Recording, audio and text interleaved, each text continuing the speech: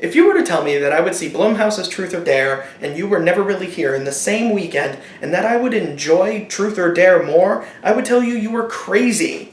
But thankfully, this is a world line where that's not the case, because Blumhouse's Truth or Dare is terrible. Now, Chris, I hear you say, what could you have possibly expected?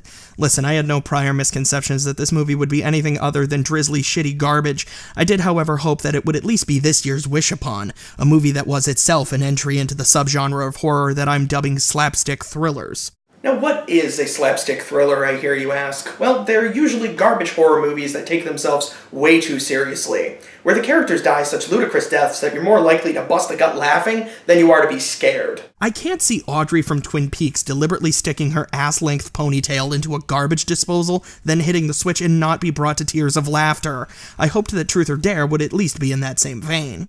In disguises no one knows. Apparently I'm being told this is not footage of Blumhouse's Truth or Dare. Could have fooled me.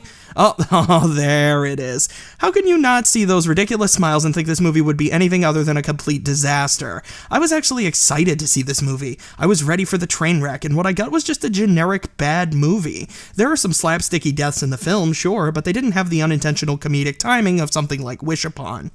The premise of the movie is that a group of terrible people take a trip to Mexico for spring break. While there, the gullible idiots are casually led to a cursed, abandoned church. While there, a demon possesses their game of Truth or Dare. We learn later in the movie from the all-knowing Mexican grandma that demons have the ability to not only possess people, animals, and objects, but also ideas. See, I think this is great. Let's open up an entire franchise of demonic possession movies where concepts and ideas for games are being possessed. Like, how about Blumhouse's Freeze Tag, where if you get tagged, you die, or Blumhouse's Candyland, where this time the game is real and you die, or how about Blumhouse's Connect 4, the classic vertical 4-in-a-row game, and die.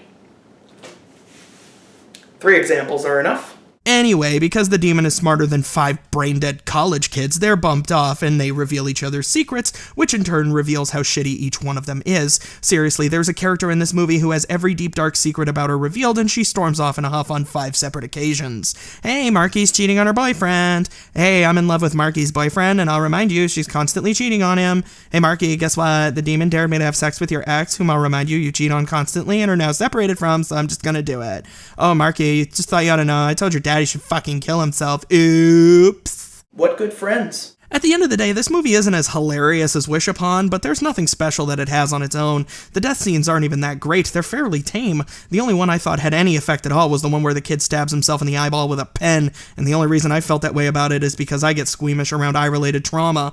The only other standout element of the film is the ending, where the main character makes the dumbest possible choice ever, which I'm now going to spoil. You've been warned. 3, 2, 1.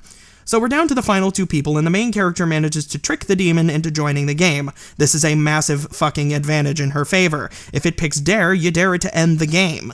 And even if it picks Truth, you can make it reveal an embarrassing fact about itself. Like, make it reveal that it's a lame demon that all the other demons pick on because they get to possess the souls of the innocent, while it's possessing a shitty party game that nobody plays anymore. And then it'll leave crying because you've made it acutely aware of its own inadequacies. But this demon isn't even that clever at Truth or Dare. At times it'll be like, hey, I dare you to do something dangerous, like walk around the roof while downing a bottle of vodka, and you're like, okay, that's pretty legit. But other times it'll be like, nah, fuck it, I dare you to kill this guy. I'm just trying to thin the cast here, I want this movie to be over. But after the demon gets out of its turn unscathed, the main character completely gives up on trying to get out of the game. She instead pulls out her phone and live streams herself in the abandoned church in Mexico, which apparently has great LTE coverage. She asks her thousands of YouTube subscribers Truth or Dare, thus adding them to the game. So to save her shitty self and her shitty friend, she puts her entire fanbase at risk. I bet her social blade plummeted after that shit.